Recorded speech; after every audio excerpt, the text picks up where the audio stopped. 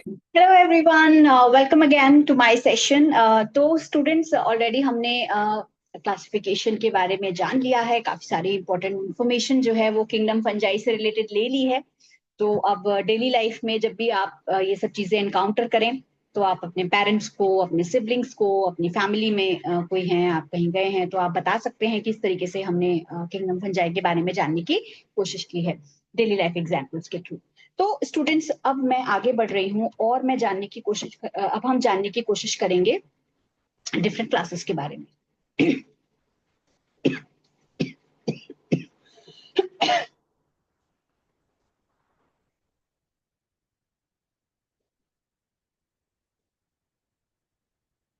Phycomycetes.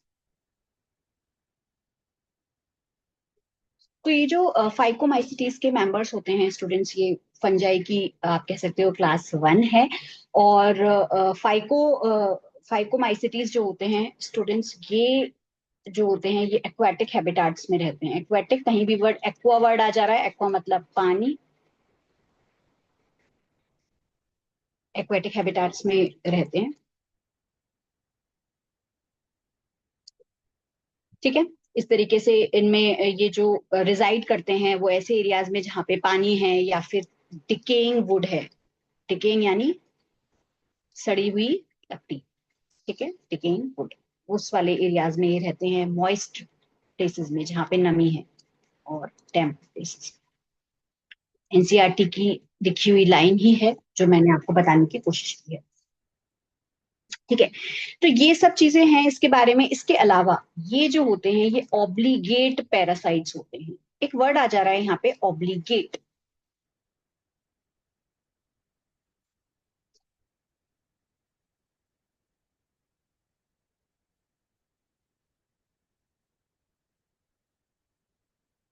Obligate का मतलब होता है स्टूडेंट स्ट्रिक्ट। स्ट्रिक्ट का मतलब होता है कि ये ऑब्लिगेट ही हैं, मतलब स्ट्रिक्ट हैं, ये मतलब ये ऐसे ही हैं, इनको ज्यादा चेंज नहीं किया जा सकता। मतलब जैसे एक सिचुएशन होती है, अगर हम कोई कंडीशन लेते हैं, सपोज ये पर्टिकुलर ऑर्गेनिज्म है ए। ठीक है, एक है ऑर्गेनिज्म बी। ए ऑर्गेनिज्म जो है वो एक्स कंडीशंस में ही सरवाइव करेगा। वो वाई कंडीशन में अगर उसे रखा जाएगा तो वो सरवाइव नहीं करेगा। मतलब ये स्ट्रिक्ट है भाई, कि मैं ऐसे ही सरवाइव करूंगा, मैं दूसरे तरीके से सरवाइव कर ही नहीं सकता। अब हम बी की बात करते हैं। बी क्या है बेचारा, वो एक्स में भी कहता है ठीक है, वो वाई में भी कहता है ठीक है, उसको कोई प्रॉब्लम नहीं है, कहीं भी कैसी भी कंडीशन में वो सरवाइव कर सकता है। तो ए क्या हुआ, ऑब्लिगेट हुआ। मतलब it is very strict in terms of, जैसे बहुत से लोग होते हैं ना कि मैं तो मतलब मुझे अच्छी कंडीशन ही चाहिए तभी I can survive. But B is like facultative, वो दोनों तरीके से सर्वाइव कर सकता है। उसको एक्स कंडीशंस मिले तब भी सर्वाइव करेगा, अगर एरोबिक कंडीशन में रखा जाएगा तो एरोब्स के साथ भी रह लेगा, एनारोबिक कंडीशन में रखा जाए तो एनारोबिक कंडीशंस में भी रह लेगा, जैसे कि हमने फैकल्टेटिव एनारोब्स के केस में देखा था।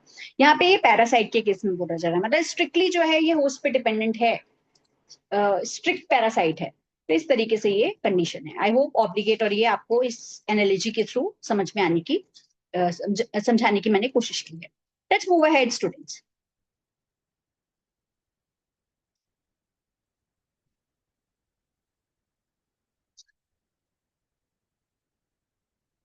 ठीक है, ये हो गया ऑब्लिगेट पैरासाइट के बारे में। चलिए आगे बढ़ जाते हैं और हम जानने की कोशिश करते हैं इसकी सेप्टेट के बारे में।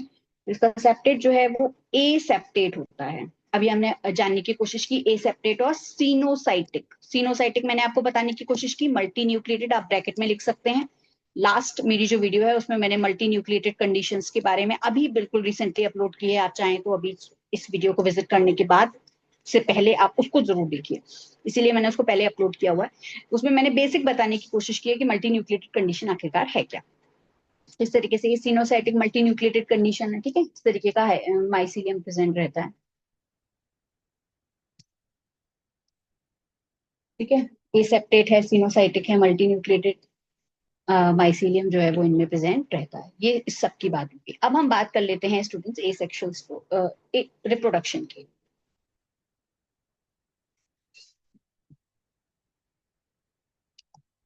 रिप्रोडक्शन अगर हम ए सेक्सुअली बोलें तो ए सेक्शुअल रिप्रोडक्शन जो है इनके केस में, फाइकोमाइसीटीज के केस में जो है हमें देखने को मिलता है किसके थ्रू, दो स्पोर्स होते हैं इनमें, जू स्पोर्स और इप्लानोस्पोर्स। जू स्पोर्स मोटाइल, ऑलरेडी अभी हमने क्लासिफिकेशन में इसको डिस्कस किया, ये नॉन मोटाइल, चलन क्रिया इनमें नहीं होती। तो इस तरीके से ये प्लानोस्पोर्स होते हैं, ये जूस्पोर्स होते हैं। इसके अलावा स्टूडेंट्स अगर हम बात करें, इनमें जाइगोस्पोर्स भी होते हैं। जाइगोस्पोर्स जो होते हैं, these are sexual spores basically, क्योंकि ये क्या होते हैं, they are form by fusion of gametes, gametes के फ्यूजन के थ्रू होते हैं, बनते हैं। गैमीट्स कैसे भी हो सकते हैं, आइसोगैमस भी हो सकते हैं और एनाइसोगैमस भी हो सकते हैं। एक चीज और समझने की कोशिश यहाँ पे करेंगे, यहाँ पे भी वर्ड्स का खेल है। सब आई ऑलवेज यूज टू से कि biology is all about words. तो जितनी अच्छी कैचिंग पावर आपकी वर्ड्स की होगी, तो आपको टर्म समझने में बहुत आसानी होगी, आपको कोई चीज रटने की कोशिश नहीं करनी पड़ेगी, क्योंकि इतना लिटरेचर है, इतनी सारी चीजें हैं, कहाँ तक अगर आप याद करने पे आए, क्रैमिंग करने पे आए, तो you will not be able to do that. I think it is very very important on your part that you should catch words and you should write down a kind of index where I tell you the simple words, या कोई भी आप कहीं से भी आपको पता चलता है, तो उन वर्ड्स को नोट डाउन करने की कोशिश कीजिए, एक पर्टिकुलर रजिस्टर मेंटेन कीजिए। जैसे कि हम पहले डिक्शनरी या फिर इस तरीके से मतलब वर्ड्स को आप लिखते हैं, इंग्लिश में भी हम कोई भी नया वर्ड मिलता है तो उसको जानने की कोशिश करते हैं, वैसे ही बायोलॉजी में भी आप जानने की कोशिश कीजिए, तो इस तरीके से आपको आसानी होगी और लॉन्गर रन में it will help you out. तो ये क्या होता है स्टूडेंट्स, आइसो मतलब क्या होता है, सेम। तो इनमें क्या होते हैं, सिमिलर मॉर्फोलॉजी देखने को हमें मिलती है, सेम सिमिलर मॉर्फोलॉजी।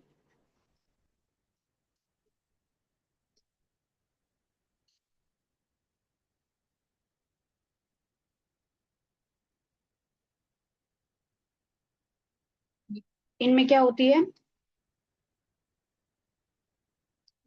एनाइसोगेमी में डिफरेंट मॉर्फोलॉजी, ए वर्ड आ जा रहा है, एक ए एन ये सब जो आ जाते हैं, जैसे हम कभी कभी बोलते हैं, जैसे सेक्सुअल के केस में आप देख सकते हैं कि ए सेक्सुअल आ गया, मतलब ये सेक्सुअल नहीं है, राइट। तो इस तरीके से ए जो वर्ड है, ये कहीं ना कहीं नॉट को डिनोट करता है, नहीं को डिनोट करता है, तो वही हम इसके केस में देख रहे हैं, आइसो मतलब से, एनाइसोगेमस मतलब डिफरेंट मॉर्फोलॉजी। तो इस तरीके से आप थोड़ा सा अपने आप को लॉजिकल थिंकिंग और अपनी स्किल के थ्रू आगे बढ़ सकते हैं। तो ये था आपका आइसोगैमस और एनाइसोगैमस के बारे में। इसके एग्जांपल्स नोट डाउन करने की कोशिश करेंगे। फाइकोमाइसिटीज के एग्जांपल्स की बात करें, तो ऑलरेडी मैंने आपको बताने की कोशिश की है, बट फिर भी आप नोट डाउन कर लीजिए। इसके एग्जांपल्स हैं स्टूडेंट्स, म्यूकर। अच्छा हाँ, मैं आपको दिखा देती हूँ, actually I have that Mucor और वो फिर तो आप यहाँ पे देख सकते हैं कि ये क्या है, म्यूकर है, किसका मेंबर है, फाइकोमाइसिटीज का मेंबर है, ठीक है। तो इस तरीके से इसमें आप देख सकते हैं, ये आपका नॉन सेप्टेट या आप कह सकते हैं ए सेप्टेट जो है वो माइसीलियम है। ये इसका स्पोरेंजियो स्पोर है बेसिकली, जिसमें ये स्पोरेंजिया जो है वो लगे हुए होते हैं। आप देख सकते हैं कि म्यूकर जो है वो सबस्ट्रेटम से अटैच होने के लिए इसमें किसी भी तरीके की कोई स्ट्रक्चर प्रेजेंट नहीं है। तो यहाँ भी यानी कि इसमें अगर, जबकि अगर हम राइजोपस में कंपेयर करें, तो राइजोपस का नाम ही राइजो वर्ड से आया। राइजो मतलब क्या होता है स्टूडेंट्स, राइजोइड्स। तो बेसिकली यहाँ पे आप देख सकते हैं कि ये जो राइजोइड्स हैं, ये सबस्ट्रेटम से अटैच होने में मदद कर रहे हैं, सबस्ट्रेटम अटैचमेंट में मदद कर रहे हैं, राइट। इसमें ये इस तरीके के स्पोरेंजियोस्पोर्स हैं, कॉल्यूमेला है, स्पोरेंजियम है, ठीक है ना, ये सारे स्ट्रक्चर्स जो है वो मौजूद हैं। तो इस तरीके से म्यूकर और राइजोपस होता है, ठीक है। इसमें किसी भी तरह की कोई राइजोइड्स नहीं होते। जबकि अभी हम बात कर लेते हैं एल्ब्यूगो के बारे में। ये एल्ब्यूगो का स्ट्रक्चर है। एल्ब्यूगो में भी नॉन सेप्टेट हाइफी होता है, स्पोरेंजियोस्पोर्स होता है, स्पोरेंजियम प्रेजेंट रहता है। एल्ब्यूगो जो है, अगर एल्ब्यूगो की मैं एक इंपॉर्टेंस बताने की कोशिश करूं, तो मैंने आपको बताया था मस्टर्ड के बारे में कि मस्टर्ड लीफ जो होती है, उसमें एक व्हाइट कलर्ड आप देख सकते हो ग्रोथ करने की कोशिश करते हैं। ये एक डिसीज कॉज करता है क्रूसीफर्स में, जिसको बोला जाता है white rust of crucifers, rust के जैसे। क्रूसीफर्स अभी आप नहीं समझ पा रहे होंगे, लेकिन आप समझ सकते हैं कि जो क्रूसीफेरी एक तरीके का एक प्लांट की फैमिली होती है, जिसमें मस्टर्ड है, या जो बाकी मेंबर्स हैं वो जो है इसका पार्ट होता है। रेडिश यानी जो मूली होती है, मूली की जो पत्तियां होती हैं उस पर भी हमें व्हाइट कलर की रस्ट जो है वो दिखाई देती है। तो इस तरीके से ये म्यूकर, राइजोपस, ये सब प्रेजेंट रहते हैं। Let's move ahead students and understand more about the topic. Second जो क्लास है वो है एस्कोमाइसिटीज। ठीक है, एस्कोमाइसिटीज की बात है। एस्कोमाइसिटीज को स्टूडेंट्स सेक फंजाई भी बोलते हैं। क्या बोला जाता है इसको? सेक फंजाई। कुछ अलग अलग नाम होते हैं, सेक फंजाई के तौर पे इसको जाना जाता है। इसके मेंबर्स काफी इंटरेस्टिंग हैं और इसके बारे में अब हम जानने की कोशिश करेंगे। तो एस्कोमाइसिटीज के दो ऐसे मेंबर्स हैं, इसमें एक यूनिसेलुलर मेंबर होता है। यूनिसेलुलर मैंने आपको बताया था, जब मैंने आपको क्लासिफिकेशन बताने की कोशिश की तो मैंने आपको बताया था, उसी में ही मैंने आपको मेंशन किया है कि एक ऐसी फंजाई होती है जो यूनिसेलुलर होती है। वो कौन सी होती है? आपकी ईस्ट। ईस्ट का दूसरा नाम सैकेरोमाइसिस। ठीक है, इसका यूजेज हम कहाँ देखते हैं? ब्रेड यानी बेकिंग इंडस्ट्री में।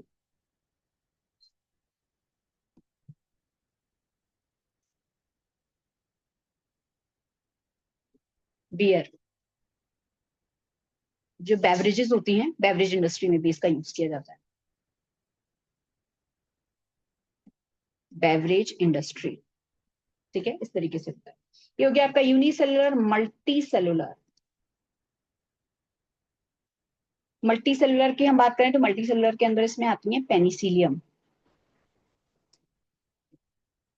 पेनिसिलियम एक बहुत ही ब्यूटीफुल फंगस है students. It is playing a very की रोल इन मेकिंग एंटीबायोटिक्स।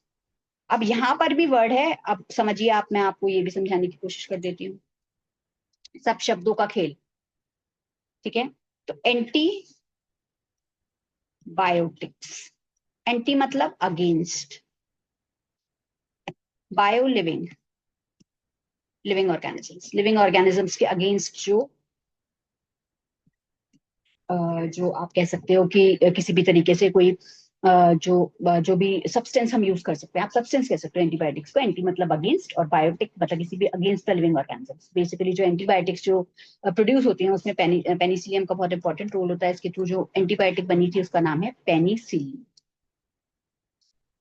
ठीक है, तो इस तरीके से आप एंटीबायोटिक के बारे में समझ, ये कुछ इसके इंपॉर्टेंट बातें थी जो मैं बताना चाह रही थी एस्कोमाइसिटीज की।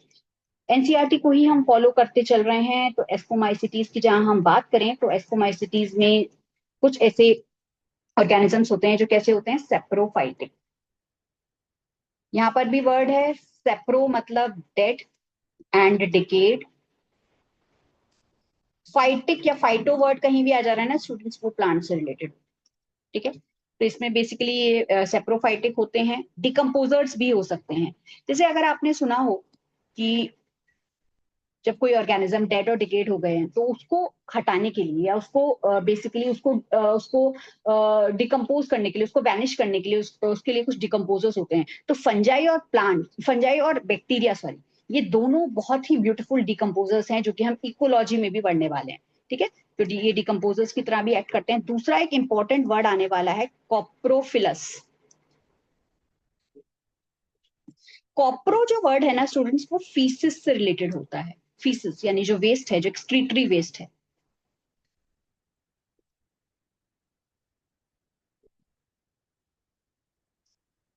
और फिलस, ठीक है ना। तो बेसिकली ये जो कॉप्रोफिलस होता है ना, ये काउ डंग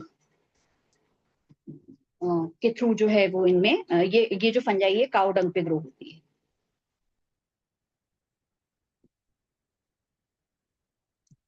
ठीक है, तो इस तरीके से इसका नाम पड़ा कॉप्रोफिलस। तो ये था कॉप्रोफिलस के बारे में स्टूडेंट्स। और अब हम इसके माइसीलियम के बारे में जानने की कोशिश करते हैं। तो माइसीलियम जो होता है इनमें, वो कैसा होता है? ब्रांच्ड,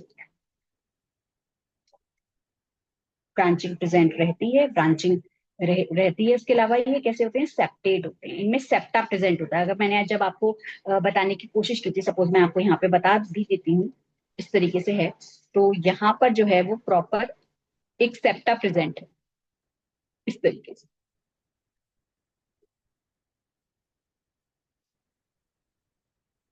मतलब ये जो आपको दिखाई दे रहे हैं, जो खंड दिखाई दे रहे हैं, दीज आर सेप्टा। ठीक है, तो ये है सेप्टेट। जबकि ये सेप्टेट होगा तो उसमें किसी भी तरह की कोई सेप्टा नहीं होगा, मल्टी न्यूक्लिएटेड कंडीशन होगी, जो कि हम सिनोसाइटिक कंडीशन में देखते हैं। ऑलरेडी हम इसके बारे में काफी सारी चीजें समझ चुके हैं, जान चुके हैं, तो मैं इसको बहुत ज्यादा रिपीट नहीं करूंगी, लेकिन मैंने एक शॉर्ट आपको टर्म्स में इसको समझाने की कोशिश कर दी है। चलिए आगे बढ़ते हैं स्टूडेंट्स।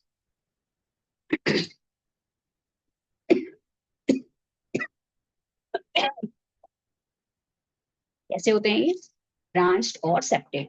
ठीक है, इसके अलावा ए सेक्शुअल स्पोर्स की बात करें तो ए सेक्शुअल स्पोर्स इनमें कैसे होते हैं, कोनिडिया, या फिर हम कहते हैं इनको कोनिडियो स्पोर्स।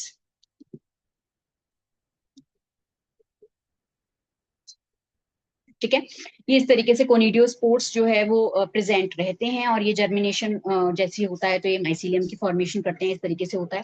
जबकि सेक्सुअल स्पोर्स की जहां हम बात करें तो इनमें जो सेक्सुअल स्पोर्स होते हैं वो किसके होते हैं, एस्पोस्पोर्स।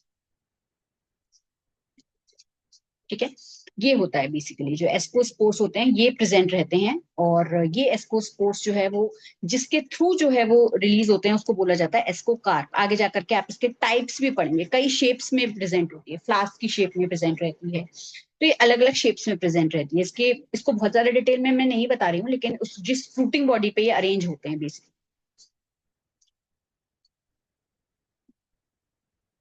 जिस फ्रूटिंग बॉडी पे ये अरेंज रहते हैं उसको हम बोलते हैं एस्कोकार्प। ठीक है, तो इस तरीके से ये एस्कोकार्प होती हैं। इनके एग्जाम्पल की बात करें तो इसके एग्जाम्पल में आते हैं आपके एस्परजिलस। एस्परजिलस मैं आपको दिखाने की कोशिश करती हूँ कि एस्परजिलस जो है वो है, मैंने एस्परजिलस को सेव किया था। एस्परजिलस है, पेनिसिलियम है ये। एस्कोमाइसीट्स का मेंबर है। ठीक है, ये क्या है, पेनिसिलियम, और ये क्या है आपका एस्परजिलस। ठीक है, तो ये क्या है आपके कोनिडिया या फिर कोनिडियो पोर्स, और ये है आपका कोनिडियो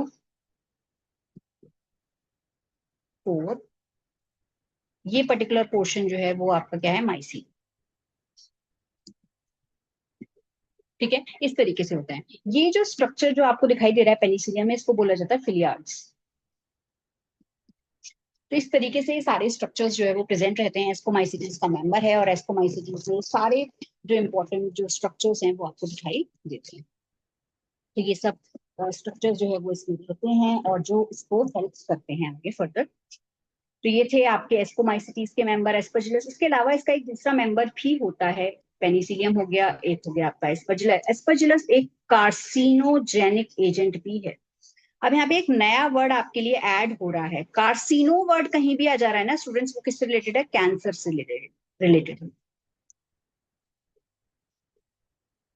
ठीक है, तो ये कैंसर कॉजिंग एजेंट है, कार्सिनोजेनिक। ठीक है, इस तरीके से। थर्ड इसमें आप लिख सकते हैं न्यूरोस्पोरा। न्यूरोस्पोरा क्रासा, ये एक ऐसा ऑर्गेनिज्म है जिसको हम जेनेटिकल स्टडीज में यूज करते हैं। जेनेटिक्स जो एक ब्रांच है, उस जेनेटिक्स ब्रांच में जो है वो इसका बहुत इंपॉर्टेंट कंट्रीब्यूशन रहा है इस पर्टिकुलर फंगस का, और इसके थ्रू काफी नई चीजें जो है वो डिस्कवर हुई हैं जेनेटिक्स की फील्ड में, और बहुत ही सिग्निफिकेंट कंट्रीब्यूशन जो है वो इसका जेनेटिक फील्ड में रहा है। So that is about the Neurospora. जो कई सारे ऐसे जेनेटिक्स के जो एक्सपेरिमेंट्स हैं जिसमें आज भी न्यूरोस्पोरा को एज अ मॉडल जो है वो कंसिडर किया जाता है। तो Neurospora is one of the beautiful member of. इसके अलावा स्टूडेंट्स में एक और इम्पॉर्टेंट चीज जो है वो इसके केस में ऐड करना चाहूंगी, वो ये कि इसका एक मेंबर होते हैं जिनको हम बोलते हैं मोरल्स और बफेल्स। ये दोनों कैसी है, एडिबल फंजाई है। एडिबल मतलब खाने वाली, इसको यूज किया जा सकता है फॉर ईटिंग पर्पस। तो इस तरीके से मोरल्स और बफेल्स होते हैं। तो that is about the ascomycetes. और अब हम बढ़ते हैं स्टूडेंट्स, जानने की कोशिश करते हैं अपने बेसिडियोमाइसिटीज की तरफ। थर्ड जो मेंबर है दैट इज थर्ड जो इसकी जो क्लास है दैट इज बेसिडियोमाइसिटीज। तो मैंने जैसे जब आपको स्टार्टिंग में बताया था, तो मैंने आपको बताने की कोशिश की थी कि इस तरीके से जो एस्कोमाइसिटीज और बेसिडियोमाइसिटीज है, इन दोनों में ही डाइकैरियन स्टेज जो है वो हमें देखने को मिलती है। N+N स्टेज जो डाइकैरियन स्टेज है वो हमें देखने को मिलती है। तो जब हम इसकी बेसिडियोमाइसिटीज की बात करते हैं, तो इसके लिए भी एक बहुत इंपॉर्टेंट चीज जो मैं आपको बताना चाहती हूँ वो ये कि इनमें मशरूम्स इंक्लूड होते हैं। मशरूम्स क्या होते हैं? एडिबल होती है, एज ए वेजिटेबल इसको यूज किया जा रहा है, खाने के तौर पे इसको यूज किया जा रहा है मशरूम को। तो ये इस तरीके से मशरूम होते हैं। इसको दूसरे नाम से भी जाना जाता है, इसको ब्रैकेट फंजाई भी। ठीक है, क्या बोलते हैं इसको? ब्रैकेट फंजाई, ब्रैकेट फंजाई या फिर पफ बॉल्स, इस तरीके से। ठीक है, ये मशरूम्स की बात। मशरूम्स की जहां हम बात करें, तो मशरूम्स में जो है वो इसमें जो रस्ट, बेसिकली जो रस्ट और स्मट फंजाई है वो सब इंक्लूड होती है, रस्ट और smut fungi.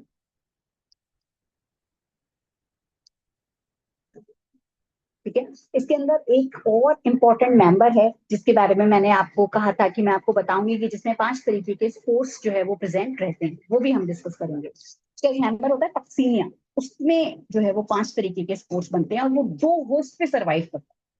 It require 2 host, एक प्राइमरी होस्ट होता है और एक सेकेंडरी होस्ट होता है। तो इस तरीके से ये बेसिडियोमाइसिटीज की बात थी। बेसिडियोमाइसिटीज में जो है जनरली अगर हम बात करें, तो इनमें ए सेक्शुअल स्पोर्स प्रेजेंट नहीं होते हैं। एसेक्सुअल स्पोर्ट्स नहीं होते हैं, इनमें सेक्सुअल स्पोर्ट्स होते हैं, जो कि होते हैं आपके बेसिडियो स्पोर्ट्स। ठीक है, रिप्रोडक्शन, रिप्रोडक्शन इसके अलावा फ्रेगमेंटेशन जो है वो इनमें कॉमन होता है। फ्रेगमेंटेशन देखने को मिलता है। फ्रेगमेंटेशन एक तरीके का कैसा हुआ? Vegetative reproduction. ठीक है,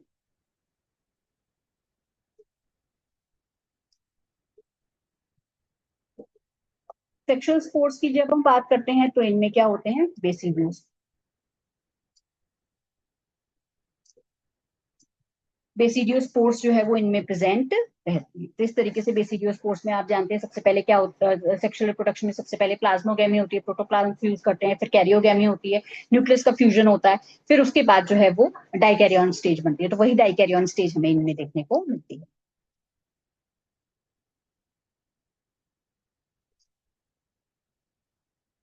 ठीक है, इस तरीके से N+N, ये भी मैंने आपको बताने की कोशिश की। तो इसमें सबसे पहले क्या होता है? प्लाज्मोगेमी, प्लाज्मोगेमी के बाद कैरियोगेमी, और कैरियोगेमी के बाद बेसिकली yes। और उसके बाद हमें ये स्टेज हमें देखने को मिलती है, और इसमें जो है वो चार चार बेसिडियो स्पोर्स मिलते हैं। ठीक है, चार चार बेसिडियो स्पोर्स जो है वो इसमें देखने को मिलते हैं, और वो किस पे प्रेजेंट रहते हैं? बेसिडियम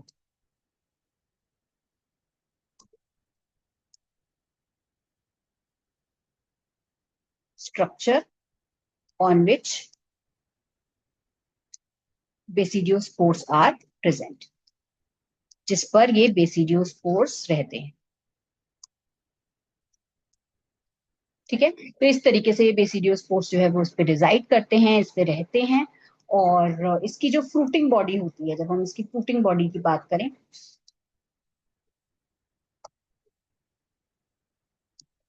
वो होती है बेसिडियो कास्ट।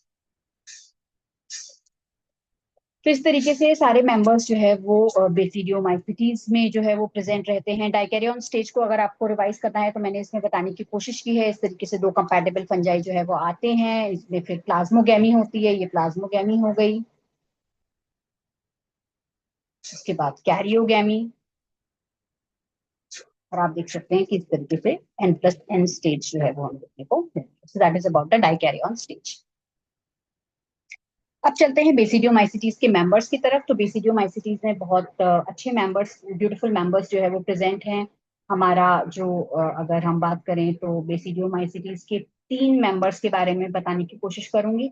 एग्जाम्पल है आपका, एक तो एगैरिकस। एगैरिकस जो है मशरूम।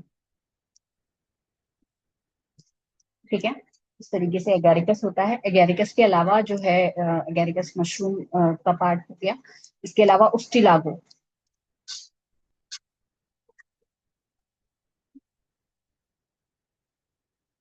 स्मट फंजाई और पक्सीनिया। हाँ, इसी पक्सीनिया के बारे में अभी हम डिस्कस। ये जो पक्सीनिया है स्टूडेंट्स, इसको दो होस्ट की जरूरत होती है। बहुत ब्यूटीफुल मेंबर है बेसिडियोमाइसीटीज का। और इसमें एक प्राइमरी होस्ट होता है और एक सेकेंडरी होस्ट होता है।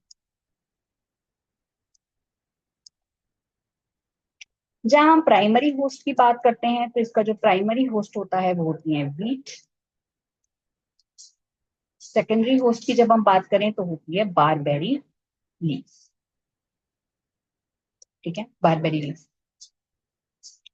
इसके अलावा जब वीट की हम बात करें तो वीट में जो है वो दो तरीके के स्पोर्स जो है वो रहते हैं। एक तो होता है uredo spores, number one spore. Number two जो है इसमें तीन तरीके के स्पोर्स बेसिकली रहते हैं। टेलियोस्पोर। थर्ड रहता है आपका बेसिडियो।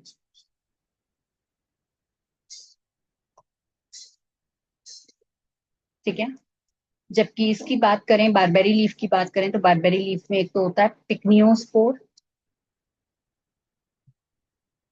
और फाइव होता है आपका एशियोस्पोर। तो ये इस तरीके से बेसिडियो माइसिटीज के मेंबर्स होते हैं। गैरिकस है, स्टिलागो है, पक्सीनिया है, प्राइमरी होस्ट हो गया और सेकेंडरी होस्ट। इसमें इस तरीके से सारे जो मेंबर्स हैं वो प्रेजेंट रहते हैं, जो कि आपके किसके हैं, बेसिडियो माइसिटीज के मेंबर्स। ठीक है, एक बार मैं आपको दिखाने की कोशिश भी करती हूँ। ये रहा। ये देखिए, ये आप देख सकते हैं इस तरीके से बेसिडियो स्पोर्स जो है वो अरेंज रहते हैं।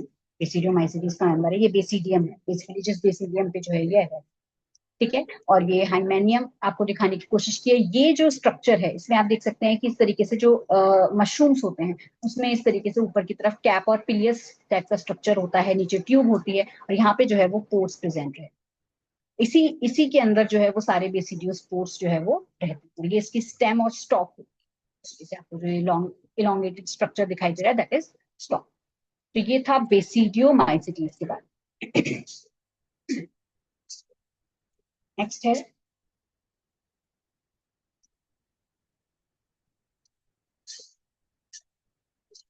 ड्यूटेरोमाइसिटीज। ड्यूटेरोमाइसिटीज को स्टूडेंट्स हम क्या कहते हैं, इम्परफेक्ट फंजाई।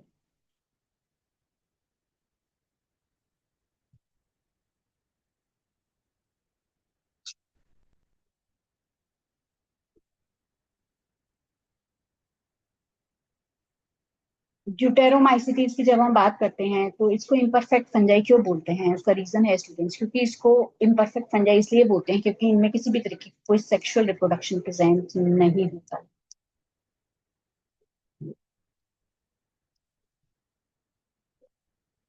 क्योंकि इनमें कोई सेक्सुअल रिप्रोडक्शन प्रेजेंट नहीं होता इसीलिए इनको इम्परफेक्ट फंजाई बोल करके क्योंकि इनको इम्परफेक्ट बोलते हैं, क्योंकि इनमें केवल ए सेक्सुअल और वेजिटेटिव रिप्रोडक्शन देखने को मिलता है। तो ये एक खास बात थी जो इस फंजाई को जो है वो अलग कर देती है। इसी वजह से इसको इम्परफेक्ट फंजाई बोला जाता है। ठीक है। अब हम बात कर लेते हैं अ, इसके आगे के पॉइंट्स के बारे में। तो जब इस फंजाई की जब हम बात करते हैं स्टूडेंट्स तो इसमें जो है केवल परफेक्ट स्टेजेस होती हैं बेसिकली, और बाकी कोई भी स्ट्रक्चर इसमें प्रेजेंट नहीं रहता। ए सेक्सुअल रिप्रोडक्शन इनमें देखने को मिलता है और वो किसके थ्रू होता है,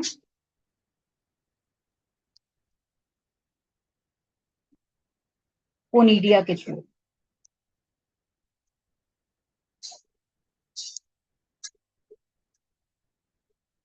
या फिर कोनिडियो स्पोर्ट्स के थ्रू। इस तरीके से इसमें रिप्रोडक्शन हमें देखने को मिलता है। ड्यूटेरोमाइसिटीज के मेंबर्स की हम बात करें स्टूडेंट्स तो ड्यूटेरोमाइसिटीज में कई इंपॉर्टेंट मेंबर्स जो है वो इसका पार्ट होते हैं। एक होता है आपका अल्टरनेरिया। अल्टरनेरिया जो है वो बहुत ब्यूटीफुल मेंबर है। और ये जो अल्टरनेरिया है ये, आप हम सब लोग आलू खाते हैं राइट। तो आलू में एक डिसीज होती है जिसको हम बोलते हैं अर्ली ब्लाइट ऑफ पोटैटो। उनमें व्हाइट कलर के जो है वो ब्लॉचेस जो है वो देखने को मिलते हैं हमें पोटैटो में, आलू में। ठीक है। तो वो जो है वो कॉज होता है किसके थ्रू, अल्टरनेरिया सोलानी के थ्रू। देखिए यहाँ पर भी वर्ड आ गया, अब मैं आपको बताती हूँ कैसे। पोटैटो जो होता है उसका बोटेनिकल नेम होता है सोलेनम। यहाँ पर भी वर्ड का खेल आ गया, वो देखिए कैसे, सोलेनम ट्यूबरोसम, सोलन सोलानी। इस तरीके से, ठीक है। तो ऐसे ही समझने की कोशिश कीजिए, तो आपको रटने की जरूरत नहीं पड़ेगी, आपको दिमाग में एकदम क्लिक करेगा, अच्छा अल्टरनेरिया सोलानी अर्ली ब्लाइट, तो इस तरीके से। तो ऐसे पढ़िए और ऐसे आपको बहुत अच्छा लगेगा, and you will be feeling good, and you will be like enjoying biology. तो वो उस तरीके की कोशिश कीजिए। तो ये अल्टरनेरिया हो गया, Alternaria Solani, early blight of potato जो है वो कॉज कर देता है। इसके अलावा एक और इम्पोर्टेंट चीज जो है, जो मैं बताने की कोशिश करूंगी, कोलेटोट्राइकम। ये भी एक तरीके की फंजाई होती है स्टूडेंट्स, और एक डिसीज होती है। अगर आप गन्ना खाने के शौकीन हो तो रेड रॉट हो जाती है शुगर केन्स में।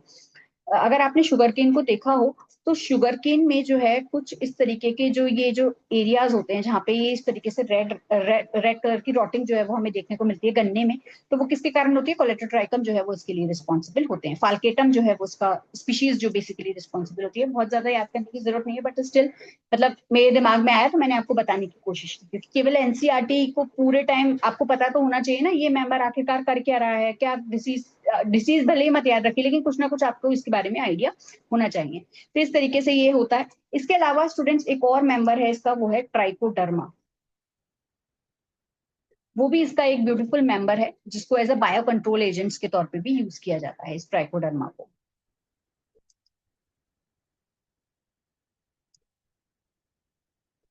ठीक है, कोई भी एज एन एजेंट जो है वो इसको यूज करता है, ट्राइकोडर्मा। इसके अलावा स्टूडेंट्स फ्यूजेरियम,